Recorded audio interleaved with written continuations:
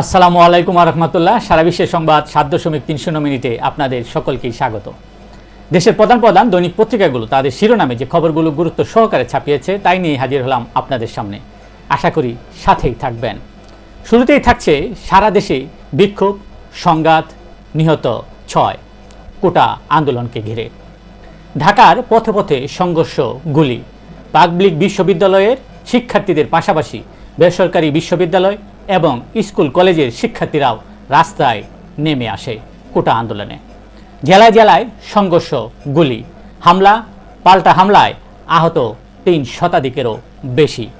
Police বক্সে আগুন, রাবির বঙ্গবন্ধু হল এবং বগুড়ার আওয়ামী লীগ অফিসে আগুন, রংপুরে ভিসির বাড়িতে আগুন, চট্টগ্রামে ৩, ঢাকায় ২ এবং রংপুরে ১ জন নিহত।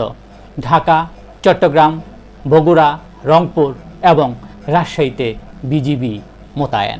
বন্দরনগরী চট্টগ্রামে ৬তলা ভবনের ছাদ থেকে ১৫ জন ছাত্রলীগ নেতাকর্মীদের ফেলে দিয়ে হত্যার চেষ্টা করে ছাত্রদল ও শিবির কর্মীরা, দাবি ছাত্রলীগের। সারা দেশে শিক্ষা প্রতিষ্ঠান বন্ধ ঘোষণা, শিক্ষার্থীদের হল ত্যাগের নির্দেশ। পরিস্থিতি নিয়ন্ত্রণে বর্ডার গার্ড, সতর্ক অবস্থানে র্যাব। ঢাবির ৫ প্রক্টর আন্দোলনকারীদের হাতে আহত। দেশের স্বাধীনতা অর্জনে মুক্তিযোদ্ধাদের মহান আত্মত্যাগের কথা তুলে ধরে প্রধানমন্ত্রী শেখ হাসিনা বলেছেন, তাদের সবসময় সবার থেকে সর্বোচ্চ সম্মান পাওয়া উচিত, যাতে করে মুক্তিযোদ্ধা হিসেবে তারা গর্ববোধ করতে পারেন। মুক্তিযোদ্ধাদের সবসময় সর্বোচ্চ সম্মান দিতে হবে, তাদের সম্মানটা সর্বোচ্চ থাকবে বলে তিনি তার অভিমত ব্যক্ত করেন। কোটা সংস্কারের বিষয়ে সরকার সর্বোচ্চ আদালতকে পাশ কাটিয়ে কিছুই করবে না বলে মন্তব্য করেছেন আইনমন্ত্রী আনিসুল হক। ধৈর্য ধরা মানে দুর্বলতা নয়, সময় মতো যথাযথ অ্যাকশন বলে মন্তব্য করেছেন আওয়ামী লীগের সাধারণ সম্পাদক এবং সড়ক পরিবহন ও সেতুমন্ত্রী ওবায়দুল কাদের। তিনি আরও বলেন, আন্দোলনকে উস্কে দেওয়ার কাজে বিএনপি এবং শিবিরের মদত আছে বলে তিনি মন্তব্য করেন। দেশবাসী ও রাজনৈতিক দলগুলোকে আন্দোলনকারীদের পাশে দাঁড়ানোর আহ্বান জানিয়েছেন বিএনপি মহাসচিব মির্জা ফখরুল ইসলাম আলমগীর। শিক্ষার্থীদের আন্দোলনে সমর্থন দিলেন জিএম কাদের। অপপ্রচার ও গুজব প্রতিরোধে সরকারকে সহযোগিতা না করলে ফেসবুক, ইউটিউব সহ সামাজিক যোগাযোগ মাধ্যমগুলোর বিরুদ্ধে কঠোর ব্যবস্থা গ্রহণ করবেন বলে জানিয়েছেন ডাক, টেলিযোগাযোগ ও তথ্য প্রযুক্তি প্রতিমন্ত্রী জুনায়েদ আহমেদ পলক।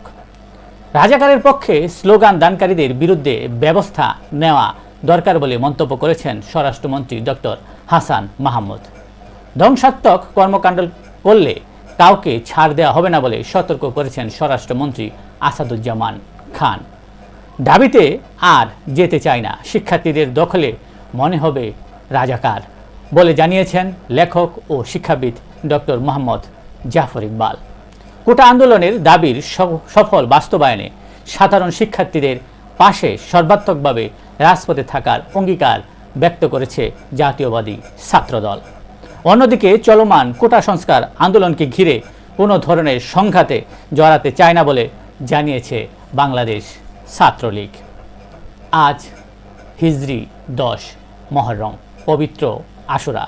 ঐতিহাসিক কারবালা ট্র্যাজেডির স্মরণে 10 মহরম আশুরা হিসেবে পালন করে আসছে সারা বিশ্বের মুসলমানরা। দেশের প্রধান প্রধান দৈনিক পত্রিকাগুলো তাদের আন্তর্জাতিক খবরে যে খবরগুলো গুরুত্ব সহকারে ছাপিয়েছে তার মধ্যে শুরুতেই থাকছে কানে ব্যান্ডেজ নিয়ে সম্মেলনে ডোনাল্ড ট্রাম্প। ডোনাল্ড ট্রাম্পেই ভরসা রিপাবলিকান পার্টির। নানা বিতর্ক সত্ত্বেও শেষ পর্যন্ত প্রেসিডেন্ট প্রার্থী হিসেবেই মনোনীত হলেন ডোনাল্ড ট্রাম্প। কট্টর সমালোচক থেকে ট্রাম্পের রানিং মেট হলেন জেডি ভ্যান্স। জেডি ভ্যান্স নিজেকে ট্রাম্পের বিরোধী হিসেবে পরিচয় দিতেন সবসময়, আর তাকেই নিজের পরবর্তী প্রশাসনের ভাইস প্রেসিডেন্ট মনোনীত করলেন ডোনাল্ড ট্রাম্প। এবিসি নিউজকে দেয়া এক সাক্ষাৎকারে মানসিকভাবে সক্ষম থাকার জোরালো দাবি করেছেন জো বাইডেন। গাজায় ফিলিস্তিনিদের মৃত্যুতে উদ্বেগ জানালেন ব্লিংকেন। টার্গেট করে হামাস নেতাদের হত্যার পরিকল্পনা ইসরায়েলের। একটি আরব গণমাধ্যম এই তথ্য প্রকাশ করে। গাজায় আরেকটি স্কুলে হামলায় নিহত 22। গাজার ধ্বংসস্তূপ সরাতে সময় লাগবে 15 বছর, জাতিসংঘের প্রতিবেদন। ফের হামাস ফাতা সংলাপ, বেজিংয়ে হবে দুই পক্ষের বৈঠক। আরও 10 দিনের রিমান্ডে ইমরান খান। পিটিআই নিষিদ্ধের উদ্যোগে পাকিস্তানের রাজনৈতিক অঙ্গনে নিন্দার ঝড়। রাজনৈতিক দল নিষিদ্ধ করা বড় উদ্বেগের বিষয় বলে জানিয়েছে যুক্তরাষ্ট্র। এই ছিল দেশের প্রধান প্রধান দৈনিক পত্রিকার শিরোনামে উঠে আসা শীর্ষ সংবাদ, জানিয়ে এতক্ষণ আপনাদের মাঝে উপস্থিত ছিলাম। আশা করি আপনাদের ভালোই লেগেছে। সার্বিক খবরের বিবেচনায় যদি আপনাদের কোনো অভিমত, অভিব্যক্তি, সমালোচনা কিংবা কোনো মন্তব্য এবং পরামর্শ থেকে থাকে তাহলে অবশ্যই কমেন্টসে জানাবেন। আপনাদের কমেন্টসের প্রত্যাশায় আজকের মতো এখানেই বিদায় নিচ্ছি। আবারও দেখা হবে আগামীকাল ঠিক একইভাবে সারা বিশ্বের সংবাদ 7.3 মিনিটে। সে পর্যন্ত অবশ্যই সকলেই ভালো থাকবেন, সুস্থ থাকবেন। আসসালামু আলাইকুম ওয়া রাহমাতুল্লাহ।